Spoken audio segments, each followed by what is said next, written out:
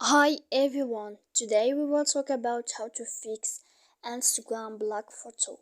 To know how to fix Instagram block photo, you should just go to settings, here, like this you will click. After that, in this page you will go to apps and you will click.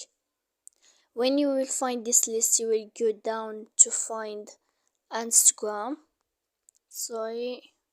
Instagram, here you will find it. And then in this page you will go to force stop.